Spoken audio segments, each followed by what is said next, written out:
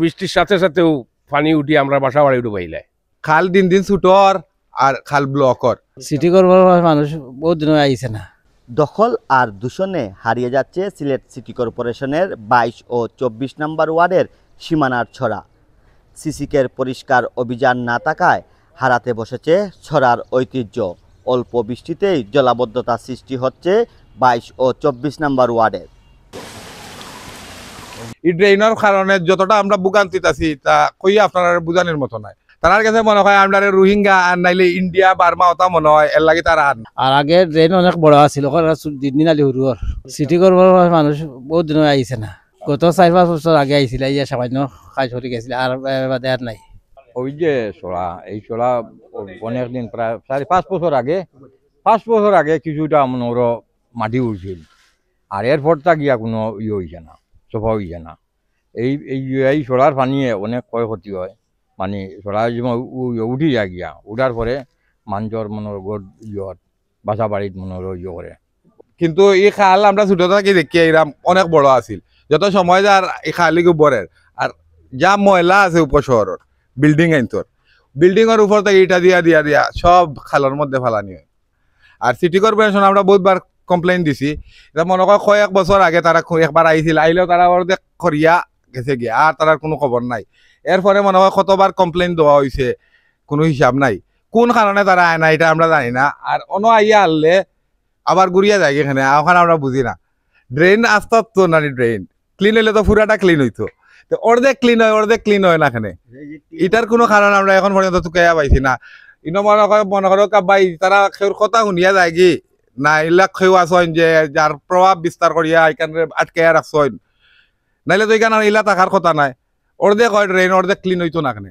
ও কিছুদিন আগে একটা বৃষ্টি গেছে, আপনার একটু বেশি পানি সামান্য একটু হয়েছে, এতে দেখা গেছে আমরা বাড়িতে পানি ঢুকি গেছে।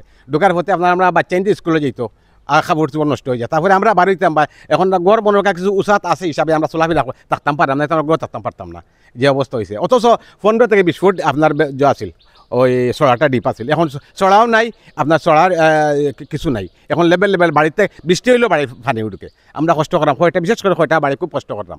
এটা 3-4 বছর আগে একবার আইছিল, আইয়াও তাও ক্লিয়ার করতে পারছে না, মোটামুটি একটা করিয়া গেছিল, ও পর্যন্তও শেষ, আর কেউ আইছে না। পরিষ্কার না করে তো বৃষ্টির সাথে সাথেও পানি উঠি আমরা বাসা বাড়ি ডুবাইলে। যোগাযোগ আমরা কারা করতাম তো কই যেও আয় তারে কই, কমিশনার আসলা আগে কমিশনারে কইছে, এখন তো আর কমিশনারও নাই, আর কইতাম আরে ওনার খালটা যদি বড় করে আমাদের জন্য উপকার হয়, আমাদেরও তো পানি যাওয়ার ব্যবস্থা হয়, তারপর রাস্তাঘাটের জলাবদ্ধতাও দূর হয়। খালটা তো বড় করাটা জরুরি। তারপরে আমরা জানাইছি ওয়ার্ড সচিবকে, উনি বলতেছেন যে উনি ভিডিও কইরা নিছেন, কাজ হইব।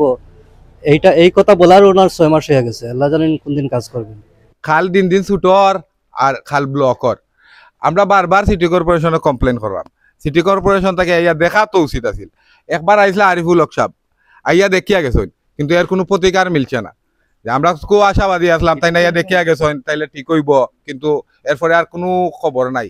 আমরা আসলে পুরো জলাবদ্ধতাকে সামনে রেখে পুরো সিটি কর্পোরেশনের প্রায় 15টি ছড়ার কাজ আমরা ইতিমধ্যে শেষ করে ফেলেছি এই মৌসুমে, এবং এর ফল আপনারা কিছুদিন আগে একটা যে বৃষ্টি হলো বেশ কয়েকদিন, এটা ওই সময় বৃষ্টি বেশিক্ষণ ছিল না পানি, সেটা একটা ফলাফল নগরবাসী কিছুটা পেয়েছেন বলে আমি মনে করি। তাও আপনি যে আজকে যে ছড়া বা একটা মানে ড্রেনের মতো একটা অংশের কথা বললেন, এটা আমাদের প্ল্যানের মধ্যে ছিল না, তবে আপনি যেহেতু বলছেন এবং জনগণের উপকার হবে, আমি আশ্বাস দিচ্ছি এটা অতি সম্প্রতি আমরা এটা কাজ শুরু করবো, আশা করি জনগণ উপকৃত হবে। বৃষ্টি হলেই সৃষ্টি হয় জলাবদ্ধতার। সিলেট মহানগরীর বেশ কয়েকটি ওয়ার্ডের সাধারণ জনগণ পড়েন চরম দুর্ভোগে। বিশেষ করে উপশহর ও সাদারপাড় এলাকাবাসীর দুর্ভোগ পোহাতে হয় বৃষ্টি হলেই। অল্প বৃষ্টিতে জমে রাস্তায় হয় হাঁটু পানি।